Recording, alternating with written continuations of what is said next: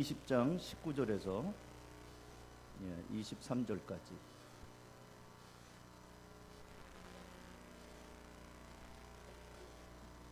제가 읽어드릴게요.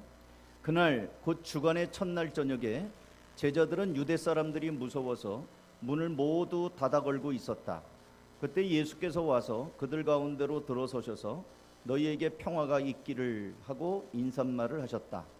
이 말씀을 하시고 나서 두 손과 옆구리를 그들에게 보여주셨다. 제자들은 주님을 보고 기뻐하였다. 예수께서 다시 그들에게 말씀하셨다. 너희에게 평화가 있기를 빈다. 아버지께서 나를 보내신 것 같이 나도 너희를 보낸다. 이렇게 말씀하신 다음에 그들에게 숨을 불어넣으시고 말씀하셨다. 성령을 받아라. 너희가 누구의 죄든지 용서해 주면 그 죄가 용서될 것이요 용서해 주지 않으면 그대로 남아 있을 것이다. 아멘. 오늘 부활주일인데요. 저는 자주자주 우리 한가족교회 성도님들이 성경을 읽을 때 그냥 읽기보다는 이게 성경이 독자들을 대상으로 한 거잖아요. 그리고 그 당시 있었던 사건 사고가 있는 스토리잖아요. 그렇기 때문에 성경 속으로 들어가 입장을 바꿔놓고 당사자가 한번 되어보라고 강조를 합니다. 당사자가 되어보면 그 사람이 느꼈을 법한 마음, 그런 것들이 생생하게 와 닿기도 합니다. 또 그때 제자의 마음이 어땠을까? 그 흐르는 분위기, 그런 것도 여러분이 보면 의미가 새롭게 드러날 거예요. 오늘은 부활하신 예수님께서 제자들을 찾아오셔서 처음으로 만나는 장면입니다. 막달라 마리아가 무덤에 갔다가 만난 적은 있지만 제자들이 예수님, 부활하신 예수님을 만나는 장면은 이게 처음이에요. 19절에 그날 곧 주간의 첫날 저녁에 제자들은 유대 사람들이 무서워서 문을 모두 닫아 걸고 있었다. 유대 사람들이 예수를 죽인 다음에 예수의 제자들까지도 일망타진하기 위해서 살기 등등하여 잡으려고 하니까 무서워서 안가 모처에 숨어 있는 거예요. 근데 그때에 문이 잠겨 있는데 예수님이 오신 거예요. 그러니까 신비롭죠. 문을 잠궜는데 어떻게 들어오셨지? 그들 가운데 들어서셔서 너희에게 평화가 있기를 하고 인사를 하셨습니다. 이게 오늘 예수님을 만나는 장면입니다. 저는 제자들을 찾아오신 이 예수님 이 본문을 보면서 오늘 2024년도 부활주일을 맞이하는 여러분의 신앙의 연조에 따라서 부활주일도 많이 경험했겠죠? 목사님 저는 신앙생활한 지 20년입니다. 그럼 부활주일도 20번 했겠죠? 우리 오늘 예준이가 이제 고등학교 1학년인데 모태신앙이니까 고등학교 1학년 나이만큼 부활주일을 경험했겠죠? 오늘은 제자들이 부활하신 예수님을 만난 그 본문이에요. 그 본문을 읽으면서 여러분들도 각각 부활하신 예수님을 여러분의 삶 속에서 만나는 시간이 되기를 주님의 이름으로 축원합니다. 그렇다고 한다면 오늘 본문을 잘 보시면 부활하신 예수님이 왜 제자들을 찾아오신 것일까요? 왜 제자들을 찾아왔을까요? 같이 읽어봅니다. 제목 시작. 제자들에게 평화를 주시기 위해서 찾아오셨습니다. 19절 말씀 이번에는 아까 제가 읽었습니다만 여러분 다 같이 한번 읽어볼게요. 시작. 그날 곧 주간의 첫날 저녁에 제자들은 유대 사람이 무서워서 그때 예수께서 와서 그들 가운데로 들어서셔서 뭐라고 해요? 너희에게 평화가 있기를 하고 인사를 하셨습니다. 옛날 개역개정에는 평강이 있을지어다 이렇게 얘기했어요. 예수님을 처형한 유대인들은 그 여세를 몰아 남아있는 제자들까지 잡으려고 하고 있었습니다. 그래서 제자들은 모인 곳의 문들을 단단히 걸어 잠그고 있었습니다. 제자들의 마음은, 입장을 한번 잘 생각해 보세요. 어떤 마음일까요? 불안해요. 두려워요. 앞으로 우리는 어떻게 해야 되는 거지? 조금 있으면 이제 선거가 있겠죠? 선거를 아주 피 튀기게 할 겁니다. 서로 돈도 많이 쏟아볼 거예요. 선거가 끝나면 폭망하는 사람들이 생길 겁니다. 그죠? 이긴 사람은 좋을 거지만 진 사람들은 여태까지 기를 쓰고 애를 쓰고 얼마나 허탈하겠어요. 돈도 썼지, 사람도 다 동원했지, 다 무너지는 거예요. 그런 시간이 이제 앞으로 이제 열흘쯤 있으면 또 올 겁니다. 제자들의 마음이 그거예요. 예수님을 그동안 따라다니고 얼마나 많은 사람들이 예수님을 구름대같이 따라다녔어요. 근데 예수님이 갑자기 죽은 겁니다. 십자가에 못 박혀서.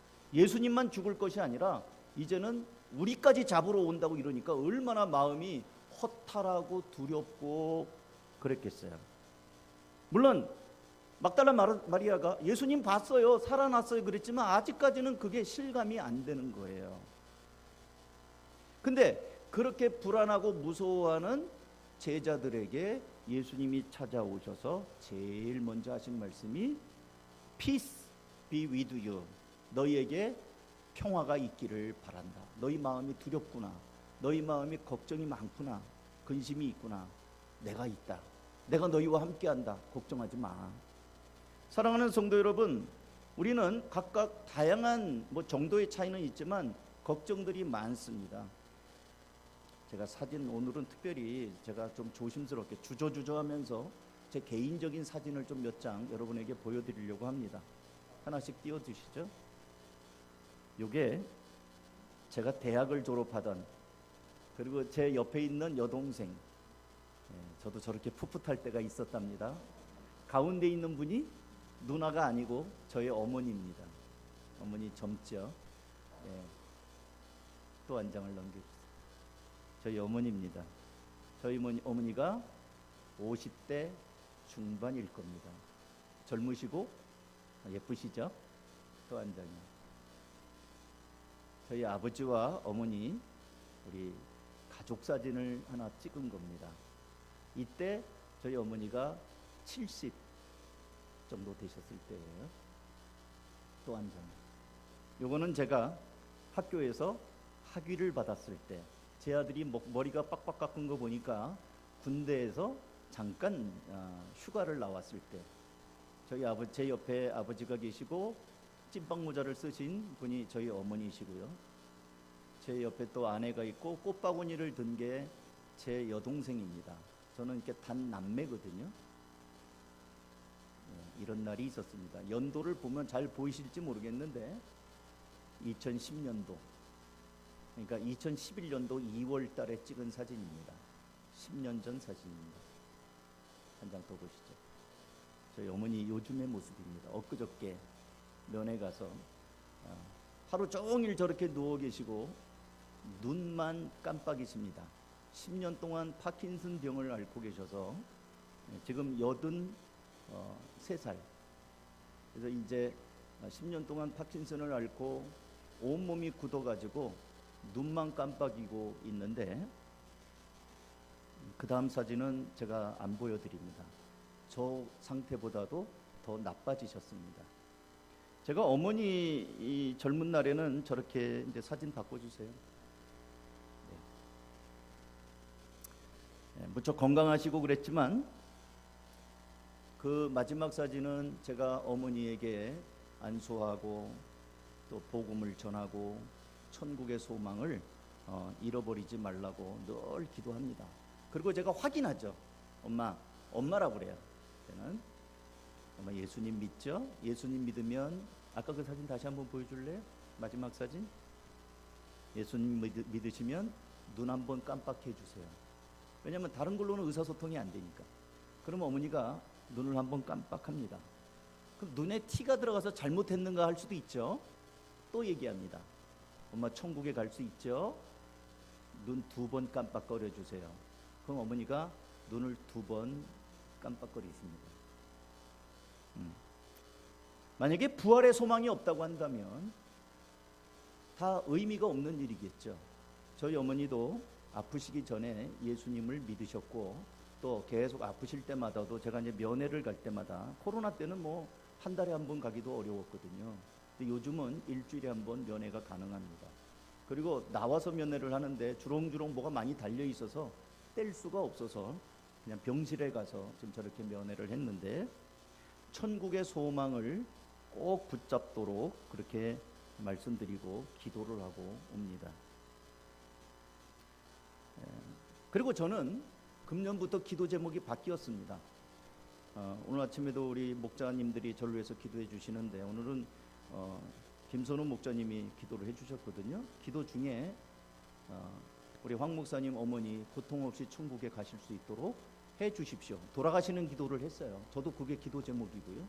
왜? 10년 동안 계속 누워 계시는데 사는 게 아닐 거 아니에요. 예수님 믿고 천국의 소망을 갖고 가시도록. 우리 가운데는 연로하신 부모님들 먼저 천국에 가신 분도 계시고 아마 저와 처지가 비슷하게 부모님들이 요양원에 계신 분들이 아마 있을지도 모르겠어요. 저는 마음이 평안합니다. 마음에 두려움이나 근심 걱정 없습니다. 왜? 천국이 있고 부활하신 주님이 계시기 때문에, 부활의 산 소망이 있기 때문에 저는 마음이 평안해요. 그리고 어머니 돌아가실 수 있도록 큰 고통 없이 이제는 주님 품에 안기기를 기도합니다. 사랑하는 성도 여러분, 여러분은 마음에 평안이 있으십니까? 예배하면서도 돈 때문에 걱정하고 카드값 때문에 걱정하고 애들은 어떻게 키워야 되나, 난 앞으로 뭘 먹고 사는가, 장사는 될래나, 이 일은 어떻게 될래나. 우리는 예수님을 믿는다고 하면서도 여전히 무엇을 먹을까, 무엇을 마실까, 무엇을 입을까 염려하고, 또는 건강 때문에, 사업장 때문에, 자녀나 부모님 때문에 근심과 염려가 떠날 날이 없는 삶을 살지는 않습니까? 그렇다고 한다면 오늘 제자들의 모습이 잡히면 어떡하지? 끌려가면 어떡하지? 나는 앞으로 어떻게 살아야 되지? 제자들이 아주 그냥 짓눌려 있어요. 근데 그런 제자들에게, 문을 걸어 잠근 제자들에게 찾아오셔서 너희에게 평화가 있기를 바란다, 그렇게 만나 주셨던 주님을, 이 부활하신 주님, 우리의 모든 근심과 염려, 불안함, 두려움을 다 알고 계시는 주님을 다시 한번, 주님이 날 사랑하신다는 사실을 기억하시고 다시 한번 이 부활주일날 주님, 제가 그 주님을 의지하겠습니다, 그런 고백을 하는, 평화를 주시는 주님을 나의 주님으로 만나는 그런 시간 되기를 주님의 이름으로 축원합니다. 두 번째는, 부활하신 주님은 왜 제자들을 찾아오신 걸까요? 같이 또 제목을 읽을까요? 시작. 제자들을 보내시기 위함입니다. 21절이에요. 예수께서 다시 그들에게 말씀하셨다. 너희에게 평화가 있기를 바란다. 인사를 했죠. 그 다음에 아버지께서 나를 보내신 것 같이 나도 너희를 보낸다. 부활하신 예수님께서는 제자들에게 평화를 빌어주신 다음에 이제는 아버지께서 나를 보내신 것처럼 나도 너희를 보낸다. 오늘 제가 청소년들 있으면 더 칭찬 좀 해주려고 했는데 다 갔어요. 오늘 찬양 컨셉이 저 설교하고 딱 맞아요. 가서 제자 삼으라. 이게 오늘 아주 어떻게 딱 맞췄어요. 너무 잘했어요. 은혜도 있고. 한 달을 준비했으니 얼마나 했겠어요. 꽁충꽁충 뛰면서. 여러분 아무 반응 안 하면 얘네들이 얼마나 무안했겠어요. 앞으로 청소년 한 달에 한 번 뛸 때 얘네들만 뛰게 하지 말고 같이 뛰세요. 그래서 좀 같이. 어쨌든 예수님이 이제는 보낸다고 얘기를 해요. 근데 제자들은 말이에요, 좀 석연치 않아요. 제자들은 갈만한 사람이 아니에요. 그죠? 아니, 무서워서 숨어 있는데 어딜 가? 가기는 못 가지. 게다가 예수님이 이제 하늘에 올라갈 때 제자들이 이제 마지막 송별을 하는 게 마태복음 28장 16절에 있거든요. 송별식. 11제자가 갈릴리로 가서 예수께서 일러주신 산에 이르렀다. 예수님이랑 이제 마지막으로 인사하고 예수님이 하늘로 올라가기 바로 직전이에요. 30초 전. 근데 그들은 예수를 뵙고 절을 했다. 밑줄 그어놨어요. 빨간색. 그러나 의심하는 사람도 있었다. 뭘 의심해요? 저 사람이 예수인가 맞나? 부활한 게 맞나?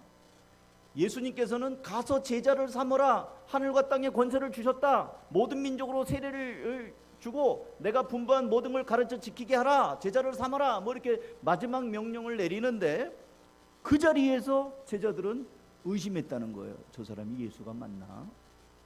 그러니까 신앙의 수준이 부활하신 예수님을 보면서도 마음속에는 의심이 있는 석연치 않은 제자들인데 예수님은 그들에게 가라고 명령합니다.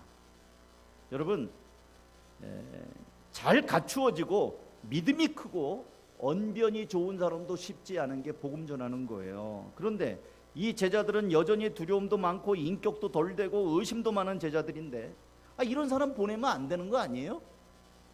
그러나 예수님께서는 이들을 보내겠다고 말씀하시고요. 마태복음 28장의 지상명령에는 18절 이후 더 봅니다.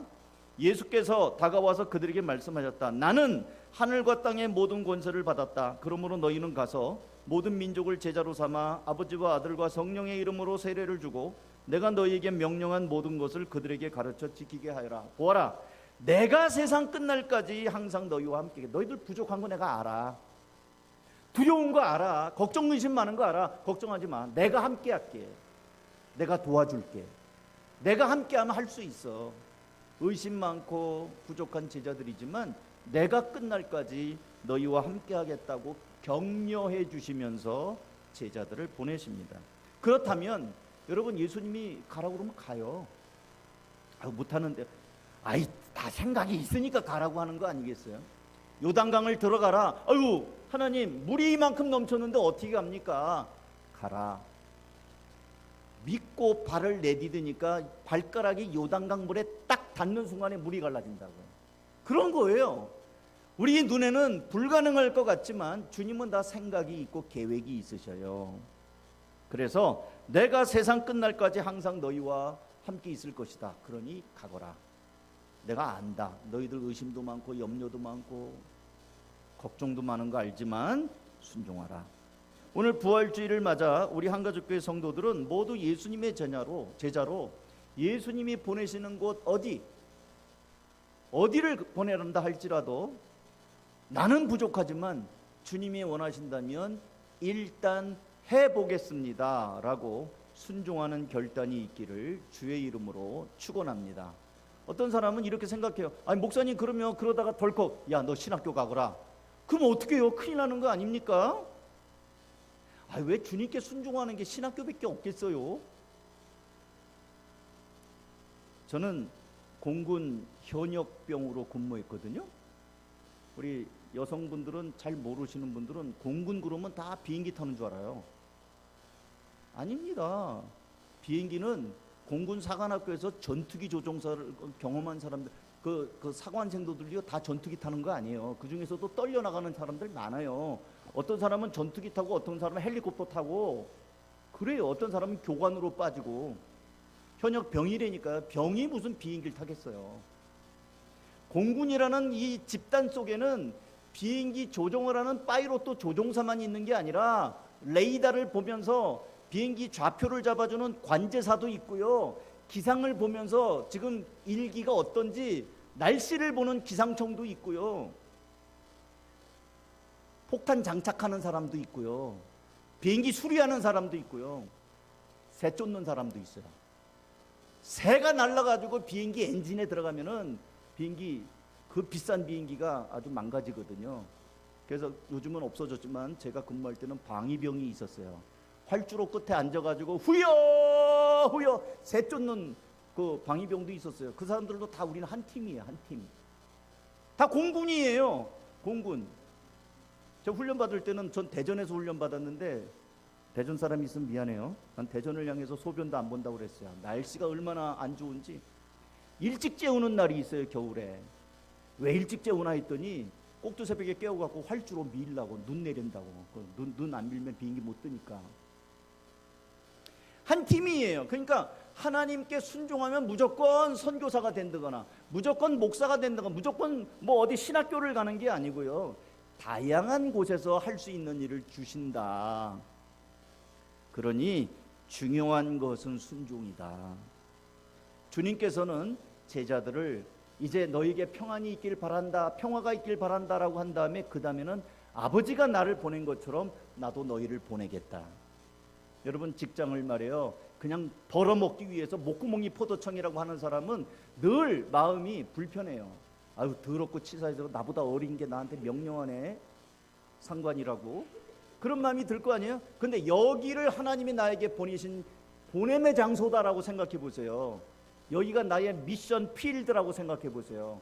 그러면 그 일을 통해서 만나는 사람, 하나님이 어떤 사람을 오늘 만나게 하실까? 그런 마음이 들지 않겠어요? 그 일이 의미가 달라지는 겁니다. 우리 교회에는 학원을 운영하는 분들이 또 몇 분 계시는데, 또 식당을 운영하는 분도 계시고요. 사람을 상대하는 직업을 가진 분들은 그런 생각을 갖어요. 오늘 내가 만나는 사람, 여기 찾아오는 사람은 하나님이 보낸 사람이다. 그냥 이거 어떻게 회원 확보해갖고 그냥 이 수강료 받아갖고 내가 목구멍이 포도청인데 막 이렇게 하지 마시고, 하나님이 나에게 보내신 귀한 천사들이다, 그 생각을 하세요. 혹시 알아요? 여러분 때문에 귀한 하나님의 사람이 살려질지 누가 알겠어요? 보내기 위해서 부활하신 예수님이 제자들을 격려하고 보내십니다. 마지막으로 하나 더 말씀드릴게요. 부활하신 예수님은 왜 제자들을 찾아오신 것일까요? 또 따라서 합니다. 제자들에게 성령을 주시기 위함입니다. 22절 다 같이 본문 읽습니다. 시작. 이렇게 말씀하신 다음에 그들에게 숨을 불어넣으시고 말씀하셨다. 뭐라고요? 성령을 받으라. 여러분, 하나님의 나라의 일은 영적인 일입니다. 한 영혼을 주님께로 인도하는 것, 우리 눈에는 보이지 않다 뿐이지 마귀가 싫어하기 때문에 온갖 방해 공작을 합니다. 현장에서 전도해 보신 분들은 알 거예요. 철석같이 약속을 해놓고도, 오겠다고 해놓고도 당일날 되면 못 오는 일이 거의 90%예요. 일이 생겼다는 거예요. 전화가 왔고 뭐. 치열한 영적인 전쟁터입니다. 성령의 능력을 힘입지 않으면 우리는 넘어지고 무너질 수밖에 없어요. 우리 목장 사역도 성령 사역입니다. 사람이 변화되는 거 쉽지 않아요. 그래서 더 많이 엎드려 기도해야 됩니다. 예수님께서 제자들이 그리스도의 증인이 되기 위해서는 성령을 받아야 된다. 성령을 먼저 받아야 된다. 사도행전 1장 8절. 그러나 성령이 너희에게 내리시면 너희는 능력을 받고, 성령이 내려야 능력을 받아요. 온 유대, 예루살렘과 온 유대와 사마리아에서, 그리고 마침내 땅끝까지 이르러 내 증인이 되는데 능력이 있어야 된다. 그 능력은 성령을 받아야 된다는 거예요. 성령은 언제 받습니까? 그러면 함께 사모하면서 기도할 때 성령이 임하셔요. 사도행전 2장 1절 여러분 잘 아시죠? 오순절이 되어서 그들은 모두 한 곳에 모여 있었다. 그때 갑자기 하늘에서 세찬 바람이 부는 듯한 소리가 나더니 그들이 앉아있는 온 집안을 가득 채웠다.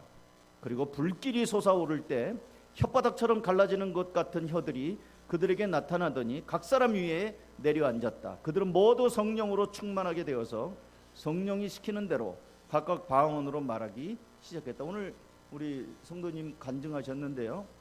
기도하는 것, 우리 특별히 우리 한가족교회는 지나간 3년 동안 코로나가 덮치면서 온 세계뿐만 아니라 교회까지도 굉장히 타격을 입었는데, 어떤 타격이냐면요, 성도의 예배 생활이 많이 깨져버렸어요. 기도 생활은 더 약해졌습니다. 힘을 내야 됩니다. 기도가 약하니까 교회가 약하고 성도들이 약해지는 거예요. 예수님께서는 기도 외에는 이런 유가 나타나지 않는다고 말씀하셨습니다. 사랑하는 성도 여러분, 오늘 부활주일은 공교롭게 3월의 마지막 날입니다. 내일부터 새 날이에요. 4월달이 시작돼요. 3, 4분기에 석 달 지났고 내일부터 새로운 또 2분기가 시작을 합니다. 내일부터 시작하는 4월 첫날부터 이제 여러분 모두 사망 권세를 깨뜨리고 다시 살아나신 예수님과 함께 기도하는 시간을 갖기를 바랍니다. 그래야 마음의 질서가 잡히고 안정감과 주님이 주시는 평화가 임하게 되는 것입니다. 뿐만 아니라 예수님께서 누구를 만나게 하시든지 어디로 보내시든지 예수님의 부르심 앞에 잘 순종함으로 예수님이 주시는 좋은 열매를 맛보며 간증거리가 풍성하시기를 바랍니다. 이제 기도를 회복하기 바랍니다. 이제 4월 첫 주부터 우리 지난 3개월 동안 기도가 끝났어요. 10분간 기도하는 기도팀 3개월이 끝났어요. 이제 한 주간 또 여러분 기도의 팀원들을 다시 모집합니다. 하루에 10분 기도할 사람을 모집합니다. 기존에 있는 기도팀에 더하여 우리가 아무리 바빠도 기도하는 일에 10분 정도는 낼 수 있지 않아요? 아픈 환자들이 이렇게 많은데 아픈 사람을 위해서 내가 하루에 10분 정도 기도할 수 없을까요? 다음 세대 우리의 자녀들을 위하여 10분 정도 기도 못합니까? 지금 총선이 있는데 이 나라 이 민족을 위해서 우리가 대통령을 위해서 국회의원들을 위해서 10분 정도 기도할 수 없을까요? 예배를 통해서 목회자를 위하여 또 우리 목장의 목자님들을 위하여 10분 정도 기도할 수 없을까요? 제가 엊그제 누가 저한테 커피 한 잔을 주셔서 커피를 제가 다른 일을 컴퓨터 일을 하면서 이렇게 놨어요. 10분이면 커피 한 잔이 식는 시간이에요. 10분 지난 다음에 커피 먹으니까 아직도 미지근해요. 아주 짧은 시간입니다. 하루에 한 번 커피 한 잔은 마시는 시간만큼 기도하지 않는다면 누가 그 사람을 향해서 아, 당신은 그리스도인이라고 말할 수 있겠습니까? 한가족교회는 10분씩 기도하는 중보기도팀 6개가 가동되고 있습니다. 나라와 민족을 위한 기도, 목회자를 위한 기도, 자녀와 다음 세대를 위한 기도, 아프신 환우를 위한 기도, 예배를 위한 기도, 우리가 후원하는 선교사님들을 위한 기도, 이런 기도를 지금 우리가 팀별로 나누어서 하고 있습니다. 10분씩. 사랑하는 성도 여러분, 우리 옛 속담에 구르는 돌에는 이끼가 끼지 않는다고 했습니다. 자꾸 굴러야죠. 때묻지 않도록. 쓰지 않고 방치된 칼은 녹이 쓸어서 쓸 수가 없습니다. 계속 구르고 계속 써야 됩니다. 여러분은 녹슬어서 없어지기 원하십니까? 닳아서 없어지길 원하십니까? 녹슬면 푸석푸석 녹이 떨어져 가면서 깨져버립니다. 쇠라고 할지라도요. 그러나 잘 쓰면 반짝반짝 빛나서 다 없어질 때까지 닳아서 없어집니다. 우리가 하나님께서 우리에게 허락한 그런 삶을 그저 무의도식하면서 녹슬어서 없어지는 인생이 아니라 최선을 다하여 쓸모 있을 때까지 다 써가지고 닳아 없어지는 사람이 되어야 되지 않겠습니까? 건강이 허락하는 한 계속 기도하시기 바랍니다. 시력이 있는 한 성경을 읽으시기 바랍니다. 귀가 들리는 한 하나님의 말씀을 들으시고 찬양을 들으시기 바랍니다. 최소한 바이블 타임이라도 꾸준히 하시기 바랍니다.